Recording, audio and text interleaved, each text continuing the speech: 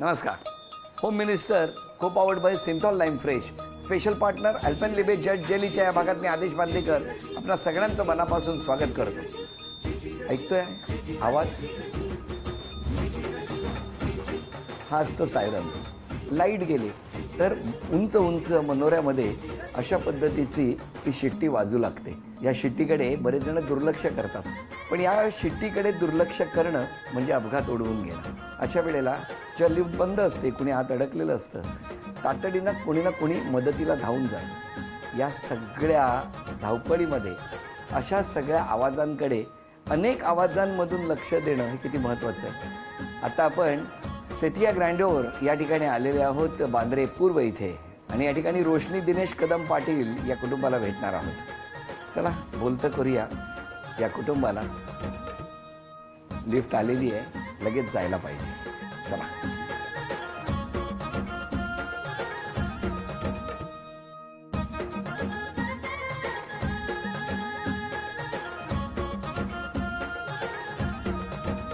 नमस्कार.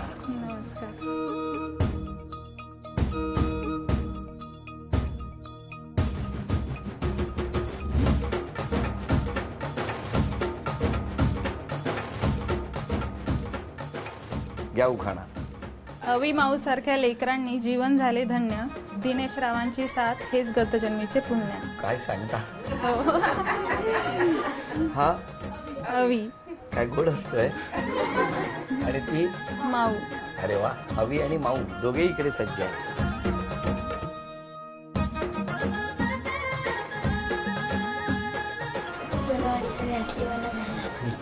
काय काय काय वाटतंय?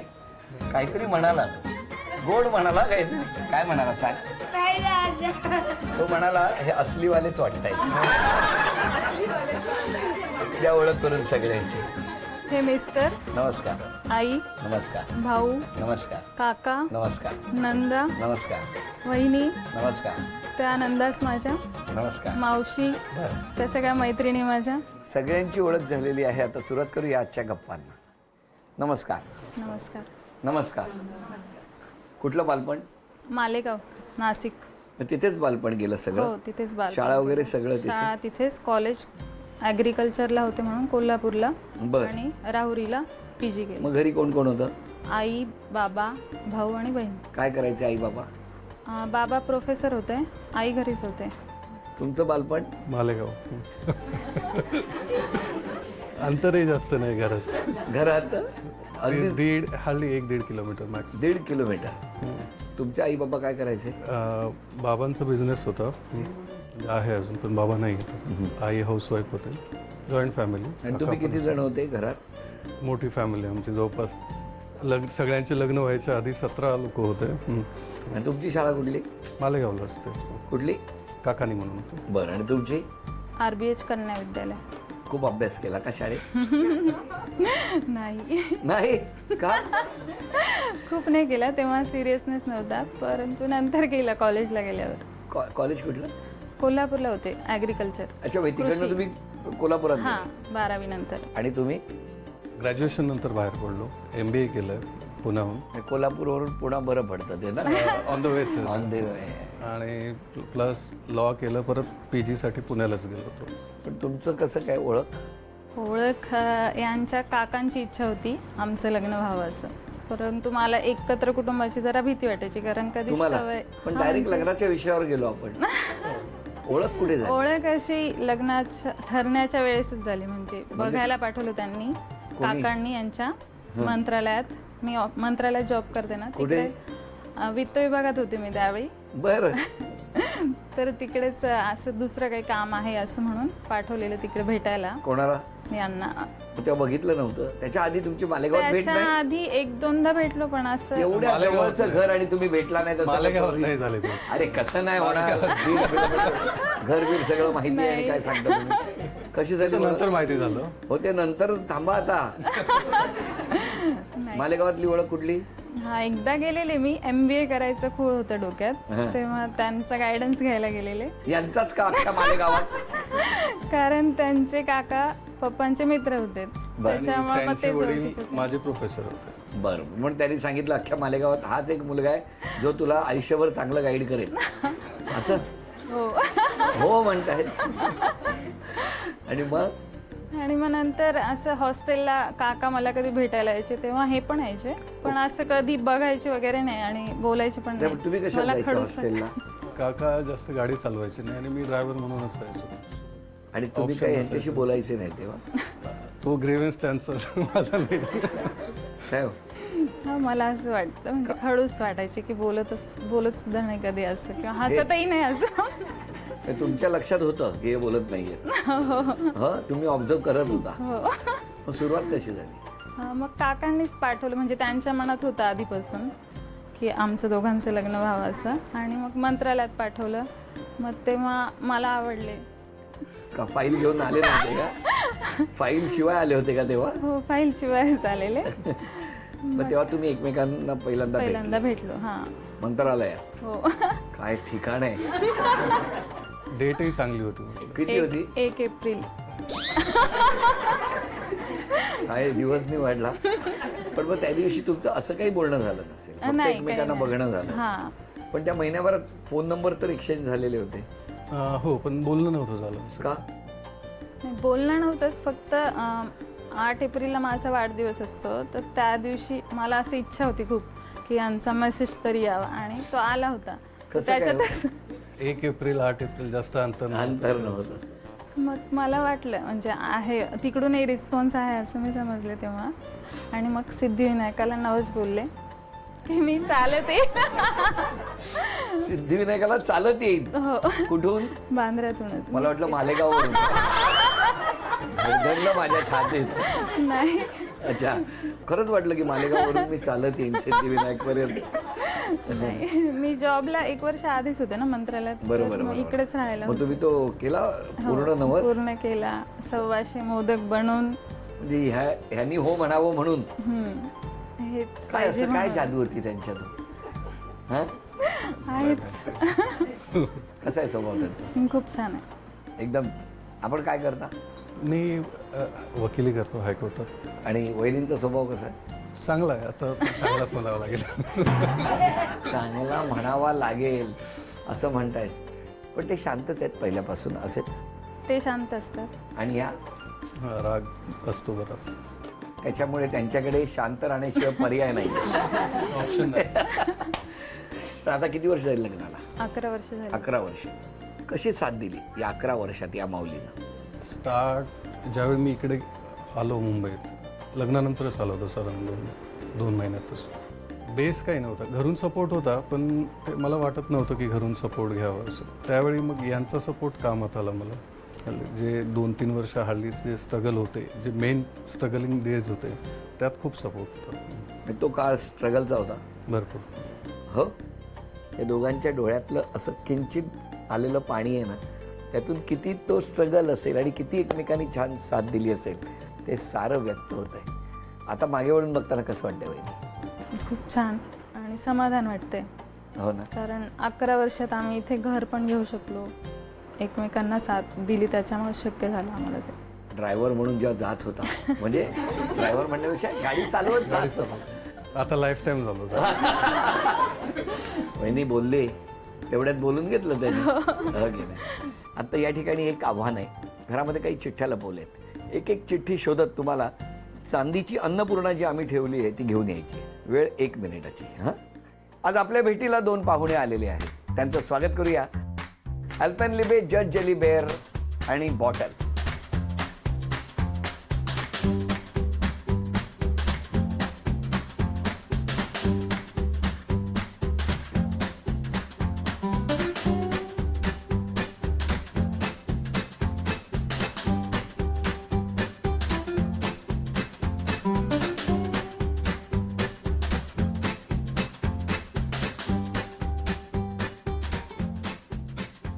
आपण या खेळासाठी बहिणींना चीअर करण्यासाठी 2 गट करूया.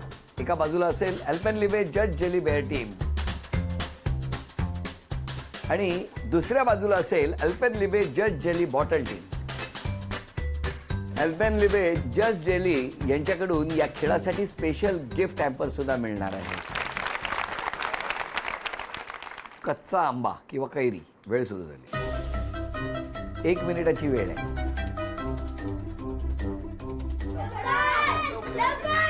नववर्षाची गुढी. नववर्षाची गुढी. Alpenliebe just jelly strawberry.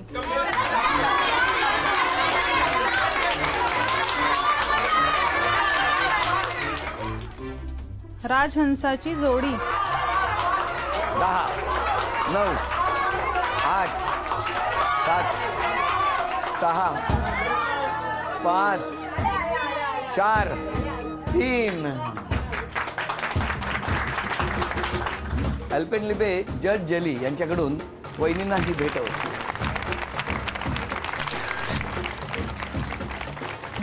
वहिनी अभिनंदन. हे चांदीचं नाणं तुम्हाला मिळालं. हा चांदीचा कुंकवाचा करंडा मिळाला. अभिनंदन.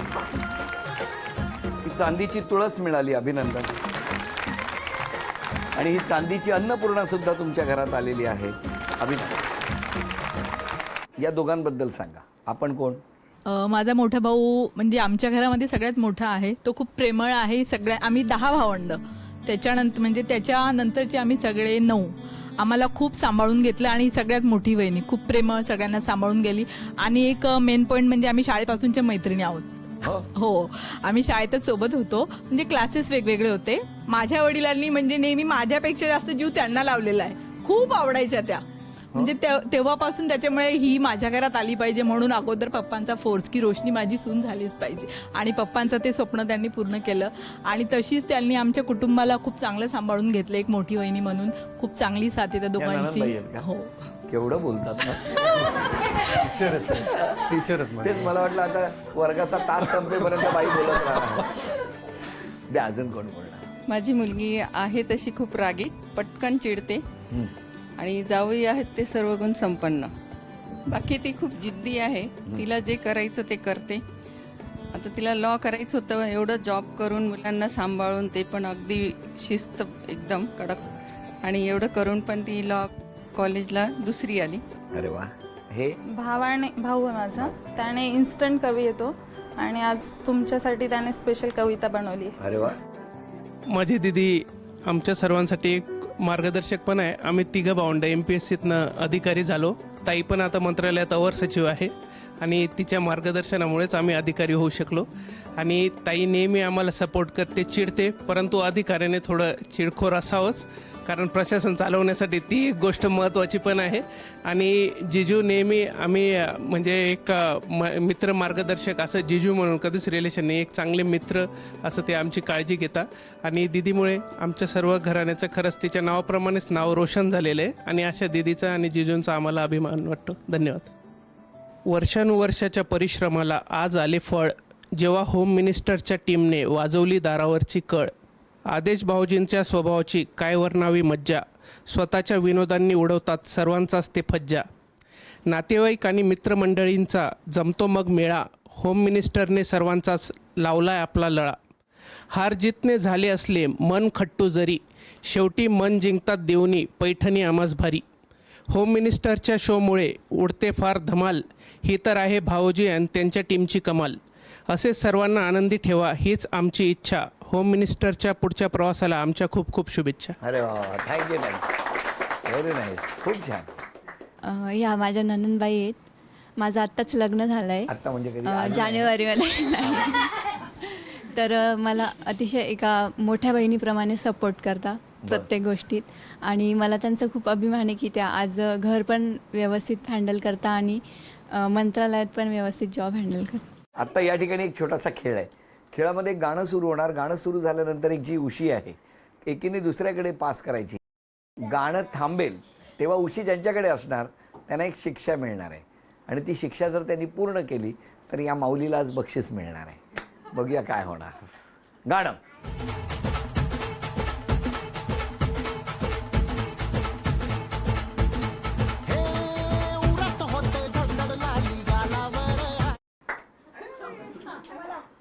या ठिकाणी एक ट्यूब आहे. फुटबॉल एक टप्पा पडून या ट्यूबमध्ये जाऊन थांबला पाहिजे. 10 संधी आहेत. 10 संधीमध्ये जर 5 गुणसंख्या झाली हे बक्षीस माऊलीला मिळणार आहे. 1 2 3 1 2 1 व्हेरी गुड 2 2 5 3 6 3 4 9 अभिनंदन. चला हे बक्षीस तुम्हाला मिळवून दिलेलं आहे नणंदबाईंनी. झी मराठीकडून ही भेटवस्तू तुमच्या. गाणं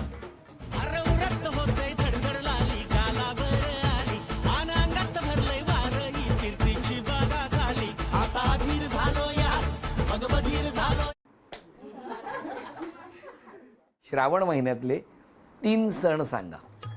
नागपंचमी, रक्षाबंधन, जन्माष्टमी.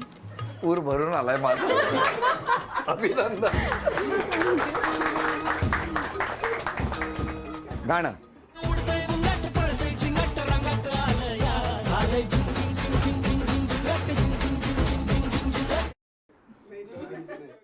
सोनेरी कडी आहेत ती एका टेबलमध्ये टाकायची आहेत. हां 10 संधी आहेत, त्यामध्ये जर 5 ही गुणसंख्या झाली तर बक्षीस मिळणार. तुमची वेळ सुरू होते आहे आत्ता. 1 आहे का काय जे बांधू आता हातात मॅग्नेट बिग्नेट. 2 3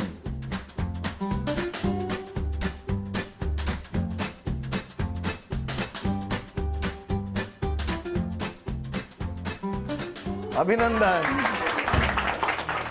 अभिनंदन. झी मराठीकडून ही भेटवस्तू तुमच्या. बरं काही आरोप आहेत तुमच्या. आपण शॉपिंग फार करता, मान्य आहे?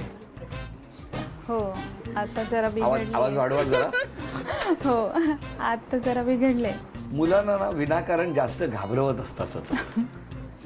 थोडंसं. ते घाबरतच नाही. आवीला तुम्ही बघितलं होतं, तो किती मस्ती करतो. बाबांना घाबरवत असतात. खूप चिडचिड करता, हो हो ते पटकन चिडचिड. खूप काम करता, त्यामुळे खूप थकता आणि मग मुलांवर चिडचिड होते. होते. सुट्टीच्या दिवशी तुम्ही आराम करत नाही. एकच दिवस असतो त्यावेळेस मग घरातली कामं आवरायची असतात. हसता तेव्हा मोठमोठ्याने हसता. यांनी म्हटलेलं आहे की जास्त काही वाईट सांगता येणार नाही, कारण संपूर्ण आयुष्य मला सोबत काढायचं आहे. आणि तुमची दहशत आहे असं नाही वाटत तुम्हाला? आहे ना. हं? पण यांनी कुठला स्वभावात बदल केला पाहिजे असं तुम्हाला वाटतं? जो लिहिला तुम्ही वाचला तोच राग कमी करावा. त्या रागामुळे सगळे एका लिमिटपर्यंत फक्त. नंतर रागवलं, प्रत्येकालाच राग येतो, पण छोट्या छोट्या गोष्टींवर रागवलं इनडायरेक्टली आपल्यावरच परिणाम होणार. मग ते हां त्याच्यामुळे तुमची काळजी आहे त्यांना, कळलं का? हां असं बोलतो. तर मला तुम्हाला विचारायचं आहे, सगळे आरोप झालेले आहेत, तुमचं काय म्हणणं आहे? पटतायत मला सगळे. हो ना. स्वतःमध्ये बदल करायचा असेल तर कुठला करा? राग कमी करण्याचा प्रयत्न करेल. काय असं झालं तर आवडेल तुम्हाला? मी सिद्धिविनायकाला क्या बात आहे. वा वा वा वा. बरं मला तुम्हाला आज विचारायचं, आज क्षमा मागायची तर कोणाची मागे? यांचीच क्षमा मागेल आधी. का? आणि खूप त्रास देते, खूप सहन करतात ते. आणि आई, भाऊ, वडील